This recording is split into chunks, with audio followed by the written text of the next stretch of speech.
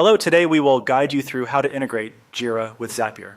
In this walkthrough, we'll connect your Jira Software Cloud account so you can use it in your automations. Start by opening Zapier and heading to the home page. Make sure you're signed in to the correct Zapier account and workspace, especially if you manage automations for a team. Having admin rights in Jira helps, since permission prompts may appear during the connection. From the home page, look for App Connections. This is the area where all of your linked apps live. Connecting an app here once lets you reuse it across any Zap without reconnecting every time. Choose Add Connection. Zapier will show a search box for apps.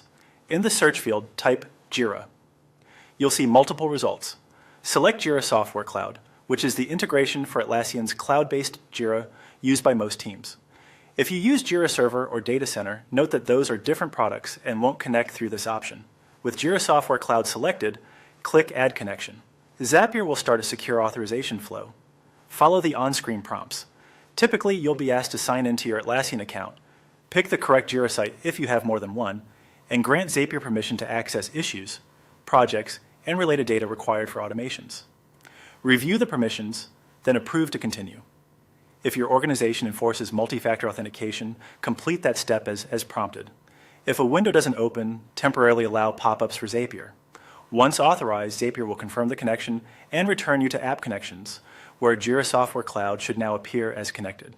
From here, you can use it immediately when building Zaps, selecting it as either a trigger, like New Issue, or an action, such as Create Issue. If you work across multiple Jira sites, you can repeat the same process to add each one and label them clearly so you pick the right connection later. If you encounter errors, verify you're using a Jira account with sufficient permissions for the projects you intend to automate. Ensure you chose the correct site during authorization, and check any browser extensions that might block the login window. That's it. You've successfully integrated Jira with Zapier, paving the way for streamlined workflows and fewer manual updates.